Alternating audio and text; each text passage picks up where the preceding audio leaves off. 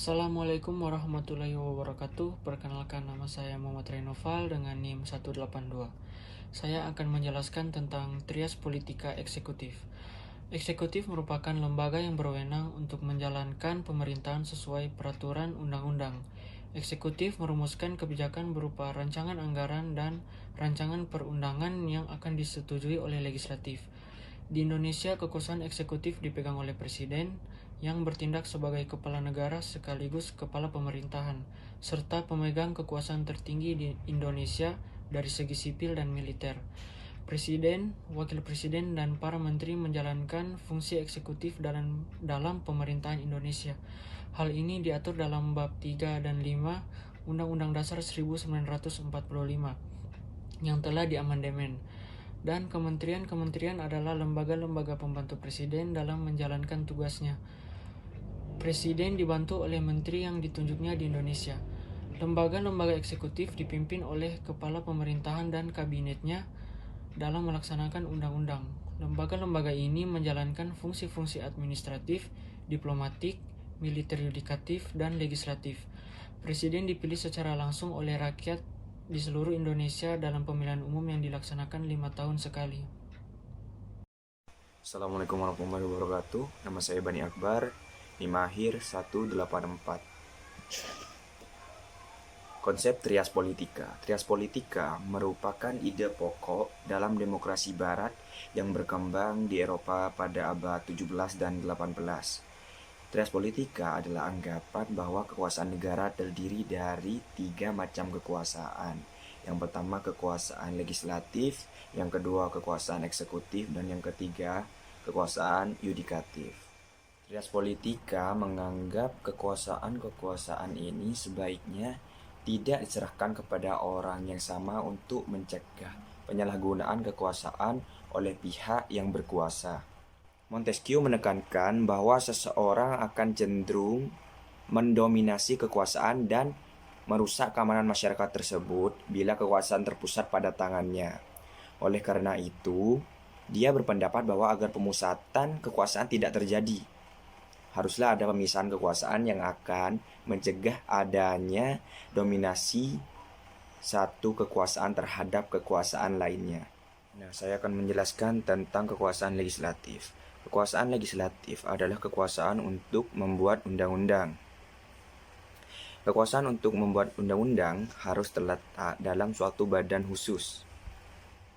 Jika penyusunan undang-undang tidak terletak dalam badan tertentu atau suatu badan khusus, maka akan memungkinkan setiap golongan atau setiap orang untuk membentuk undang-undang demi kepentingannya sendiri. Adanya lembaga legislatif menjadikan kepentingan rakyat dapat terwakili dengan baik karena merupakan cermin kedaulatan rakyat. Selain itu, lembaga legislatif juga memiliki fungsi sebagai check and balance terhadap 2 lembaga lainnya, agar tidak terjadi penyelewengan kekuasaan. Dengan begitu, jalannya pemerintahan bisa berjalan efektif dan efisien. Perkenalkan, nama saya Natasha Devana Putri, NIM 238. Lembaga legislatif memiliki tugas membuat undang-undang dasar, dan adapun beberapa contoh lembaga legislatif. Yang pertama, DPD atau Dewan Perwakilan Daerah memiliki beberapa tugas, di antaranya yang pertama, mengajukan rancangan undang-undang dasar yang memiliki kaitan dengan otonomi daerah serta bertugas dalam mengawasi pelaksanaannya. Yang kedua, memberi pertimbangan kepada kepala negara yaitu presiden terkait RUU APBN, memeriksa hasil keuangan negara dari pihak BPK.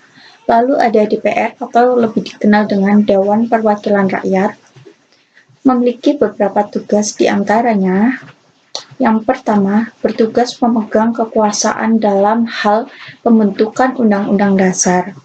Yang kedua, bertugas memberi persetujuan kepada kepala negara yaitu presiden terkait dengan peraturan pemerintah yang sudah ditetapkan oleh presiden sebelumnya sebagai ganti dari undang-undang.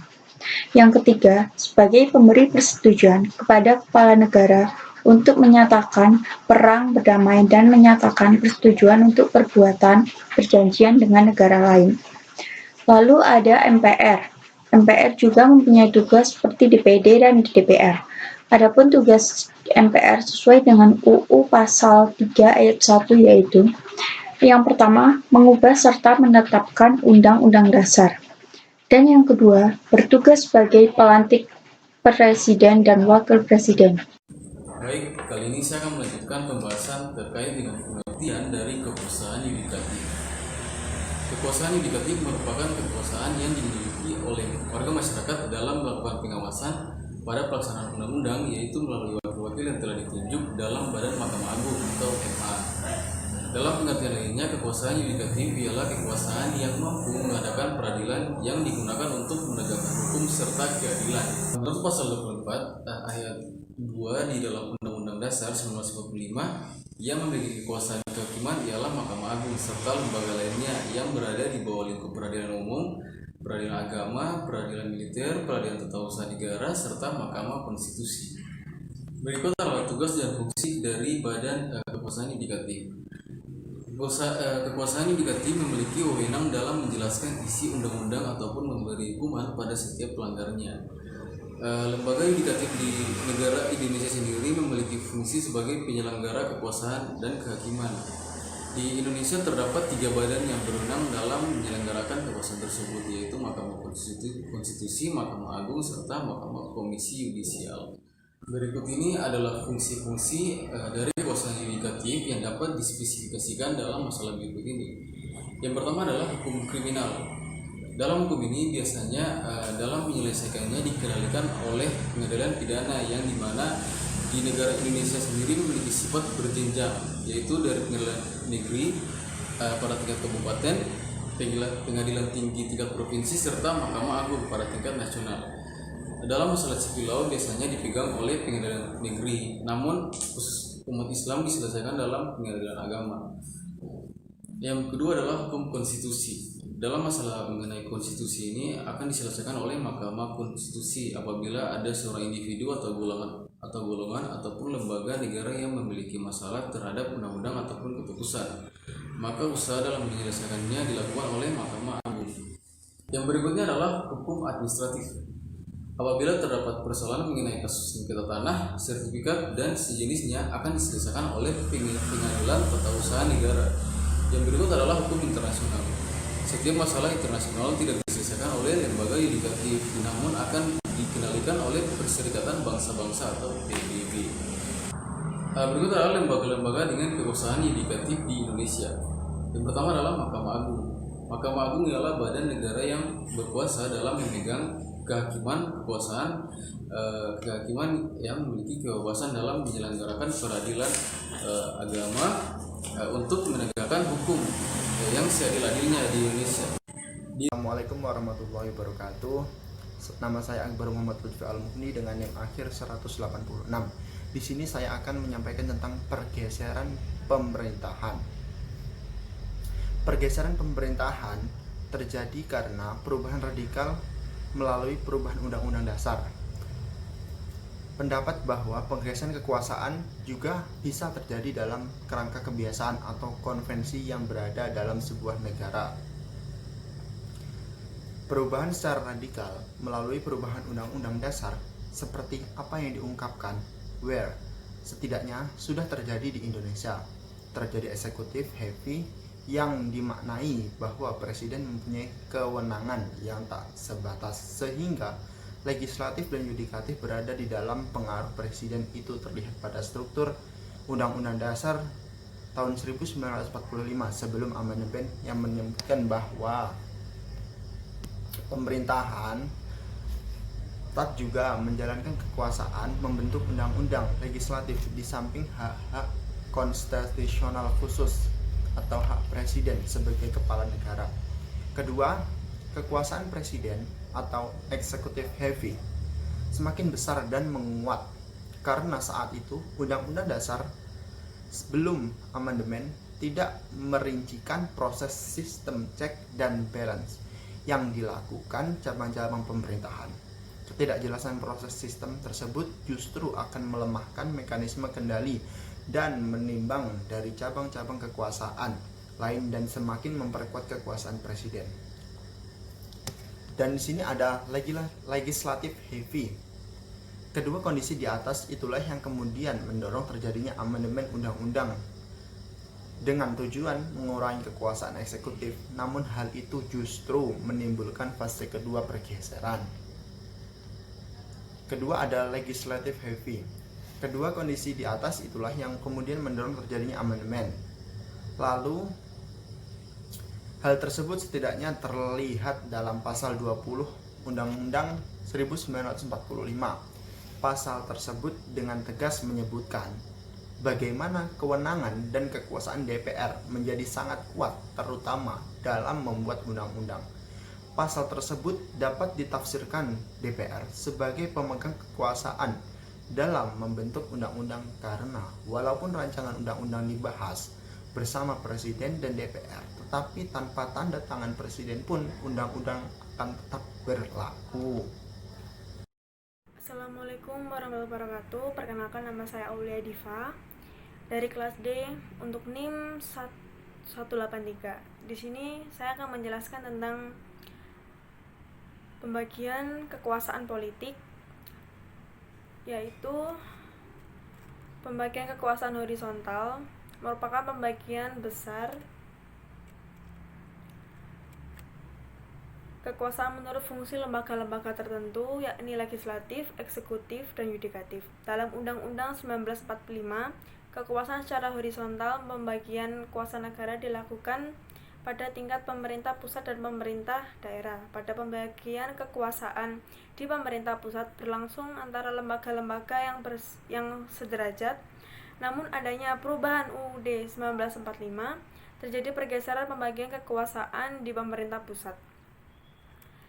Dalam buku Konstruksi Hukum Tata Negara Indonesia pasca Amandemen Undang-Undang Dasar 1945 atau 2010, karya Titik Triwulan pada UUD 1945, hasil amandemen menetapkan 4 kekuasaan dan 7 lembaga negara, di mana pergeserannya adalah pergeseran klarifikasi kekuasaan negara yang umumnya terdiri atas 3 jenis menjadi 6 kekuasaan negara. Kekuasaan konstitusi. Kekuasaan konstitusi merupakan kekuasaan untuk menetapkan undang-undang dasar. Kekuasaan ini dipegang oleh Majelis Permusyawaratan Rakyat atau MPR pada pasal 3 ayat 1 Undang-Undang Dasar 45 menyatakan Majelis Permusyawaratan Rakyat berwenang mengubah dan menetapkan undang-undang dasar. Karena suatu konstitusi harus memiliki sifat yang lebih stabil dari produk hukum lainnya, adanya konstitusi dapat membawa perubahan bagi sistem penyelenggaraan negara. Bisa juga negara demokrasi berubah menjadi otoriter karena terjadi perubahan konstitusi. Yang kedua, kekuasaan eksekutif. Kekuasaan eksekutif merupakan kekuasaan yang menjelaskan atau menjalankan undang-undang. Tidak hanya itu, tapi juga menyelenggarakan negara. Pada kekuasaan tersebut dipegang oleh Presiden, di mana itu tertuang dalam pasal 4 ayat 1 Undang-Undang Dasar 1945, menyatakan bahwa Presiden memegang kekuasaan pemerintah menurut Undang-Undang Dasar. Untuk yang ketiga, kekuasaan legislatif. Kekuasaan legislatif merupakan kekuasaan untuk membuat atau membentuk undang-undang pada pasal 20 ayat 1 Undang-Undang 1945. Untuk menyatakan bahwa Dewan Perwakilan Rakyat atau DPR memegang kekuasaan membentuk undang-undang. Di sini saya akan menjelaskan tentang pergeseran kekuasaan lembaga-lembaga negara pasca amandemen UUD 1945. Setelah UUD 1945 diamandemen, terjadi perubahan mendasar bahwa kedaulatan rakyat tidak lagi dilaksanakan sepenuhnya oleh MPR, tetapi dilaksanakan oleh banyak lembaga negara menurut ketentuan yang ditetapkan dalam Undang-Undang Dasar. Hal ini berarti bahwa tugas dan wewenang lembaga-lembaga negara mendapat atribusi langsung dari UUD 1945 sebagai manifestasi kehendak rakyat. Akibatnya terjadi perubahan struktur dan mekanisme kelembagaan negara, di mana MPR tidak lagi berkedudukan sebagai lembaga negara tertinggi. MPR, DPR, DPD, Presiden dan Wakil Presiden, MA, MK, dan BPK berkedudukan sebagai lembaga negara tinggi. Hal ini berarti telah terjadi pergeseran prinsip dari pembagian kekuasaan yang bersifat vertikal menjadi pemisahan kekuasaan yang bersifat horizontal. Hal tersebut dimaksudkan untuk mengembalikan dan menegaskan prinsip check and balance dalam hubungan antar lembaga negara. dan menghindarkan campur tangan lembaga negara yang satu terhadap lembaga negara yang lainnya. Dilihat dari ketentuan UUD 1945 Amandemen, terdapat berbagai perubahan ketentuan bertatanegaraan yang bersifat mendasar. Pertama, tidak dikenal lagi lembaga negara tertinggi. Kedudukan di antara lembaga negara adalah sederajat, dan semua merupakan lembaga negara tinggi. Konsekuensinya adalah MPR tidak lagi mempunyai kewenangan menetapkan GBHN dan memilih presiden dan wakil presiden, melainkan presiden dipilih langsung oleh rakyat, demikian juga presiden dan atau wakil presiden tidak dapat diberhentikan oleh lembaga legislatif, yaitu MPR ataupun DPR, melalui suatu keputusan politik belaka, melainkan harus diputuskan terlebih dahulu secara hukum oleh lembaga penegak hukum konstitusi, yaitu MK. Begitu pula DPR tidak dapat dibubarkan atau dibekukan oleh presiden, dan tidak kalah pentingnya penegasan bahwa kekuasaan kehakiman merupakan kekuasaan yang merdeka untuk menyelenggarakan peradilan guna menegakkan hukum dan keadilan. Yang kedua, mempertegas original power masing-masing lembaga negara. DPR memegang kekuasaan membentuk undang-undang, kemudian ditegaskan dalam pasal 20A yang tidak hanya mempunyai fungsi legislasi, tetapi juga fungsi anggaran dan fungsi pengawasan. Presiden memegang kekuasaan pemerintahan, dan MA dan MK menjelaskan kekuasaan kehakiman. Sementara lembaga negara lainnya juga ditetapkan kewenangannya, baik kewenangannya dengan eksekutif, legislatif, dan yudikatif. Ketiga, diaturnya hubungan antara lembaga-lembaga negara, sehingga kerjasama antara lembaga negara dalam menjalankan amanat rakyat dapat dilakukan dengan baik dan mencegah terjadinya penyalahgunaan kekuasaan oleh lembaga negara yang bersangkutan. Sekian dari saya, terima kasih.